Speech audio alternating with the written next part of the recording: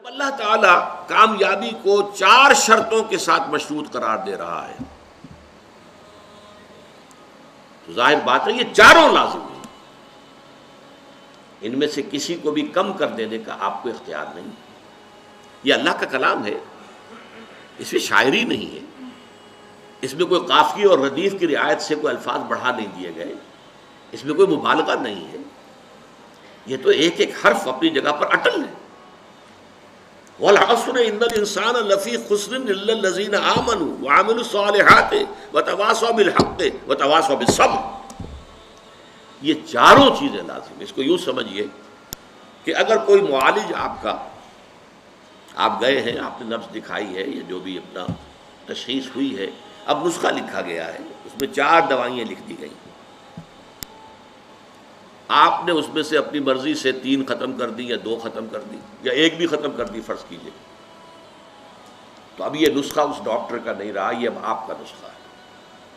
آپ کو معلوم ہے نسخوں میں یہ ہوتا ہے کہ ایک دوا کے کوئی سائیڈ ایفیکٹس ہیں جو خراب ہیں، اس کے کچھ سمی اثرات ہیں، زہریلے اثرات ہیں، تو دوسری شے شامل کی جاتی کریکٹیو کی حیثیت سے کہ اس کا ازالہ ہو جائے۔ آپ نے وہ کریکٹیو نکال دیا تو مارے گئے نا، وہ نسخہ شفا نہیں رہے گا، وہ نسخہ ہلاکت بن جائے گا۔ آپ اس میں سے کسی بھی شے کو ساقط کرنے کا حق نہیں رکھتے، بلکہ اس کے اندر تباہی اور بربادی آ جائے گی۔ یہ بات کیوں میں اس ایمفیسس کے ساتھ کہہ رہا ہوں؟ آپ اگر جائزہ لیں گے تو معلوم ہوگا کہ ہماری عظیم اکثریت محض ایمان کی بنیاد پر کامیابی اور نجات اور فوز و فلاح کی 100% امیدوار بن کر بیٹھی ہوئی ہے، اور ایمان بھی صرف زبانی کلامی ایمان،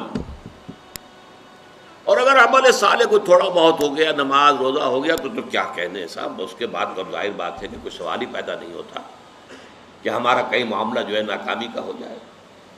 تواصی بالحق اور تواصی بالصبر تک تو کسی کے پہنچنے کا سوال ہی نہیں، ہمارے ذہنوں سے خارج ہے۔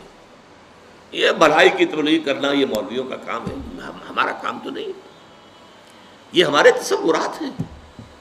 ان تصورات کو توڑ پھوڑ کر صحیح دینی تصور کو واضح کرنے کے لیے سورۃ العصر جو ہے اس پر غور و فکر اور تدبر، یاد کیجئے جو میں نے پچھلی نشست میں آپ کو اقوال سنائے تھے امام شافعی کے، لو تدبر الناس هذه السورۃ لوسعت، اگر لوگ صرف اس ایک سورت کے اوپر تدبر کریں تو یہ ان کے لیے کافی ہو جائے گی۔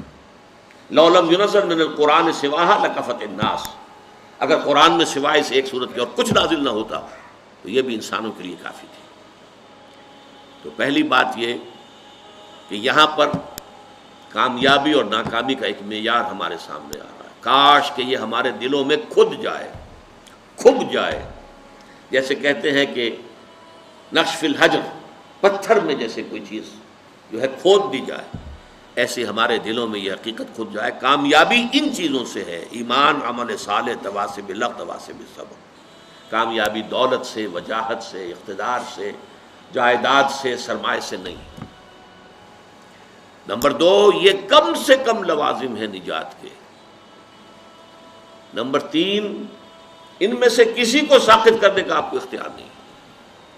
اب اس کے لیے میں آپ کو ایک قول سنانا چاہتا ہوں، امام فخر الدین رازی رحمۃ اللہ علیہ، آپ کو معلوم ہے تفسیر کبیر بہت بلند تفسیر ہے اور بہت مفصل تفسیر ہے، 30 اجزاء میں ہے، اگرچہ اس میں فلسفہ، منطق، فلکیات اس زمانے کی، اس میں کافی کچھ چیزیں ایسی ہیں جس کی بنا پر عام طور پر اس تفسیر کا وہ مقام نہیں سمجھا جاتا، بلکہ بعض حضرات جو ہیں، خاص طور پر جو اہل حدیث مزاج کے حضرات ہیں، وہ تو کہتے ہیں فیہ کل شیء الا التفسیر، اس میں ہر چیز موجود ہے سوائے تفسیر کے۔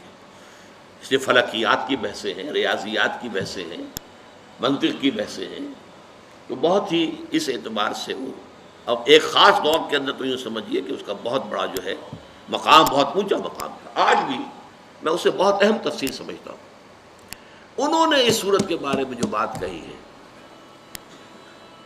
هذه الآیہ، اس تیسری آیت کے بارے میں کہتے ہیں، علم ان هذه الآیہ فیہا وعید شدید، اس آیت میں بڑی شدید وعید اللہ تعالیٰ کی طرف سے آئی ہے، بأن اللہ تعالی حکم بالخسار علی جمیع الناس، اس لیے کہ اللہ تعالیٰ نے تو خسارے کا، بربادی کا، تباہی کا فیصلہ کر دیا تمام انسانوں کے لیے.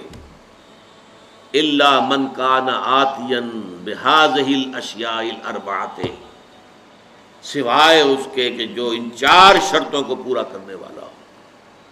وہی الایمان، وہ 4 شرطیں کیا ہیں؟ نمبر 1 ایمان، والعمل الصالح، اور عمل صالح، والتواصی بالحق، اور تواصی بالحق، والتواصی بالصبر، اور تواصی بالصبر.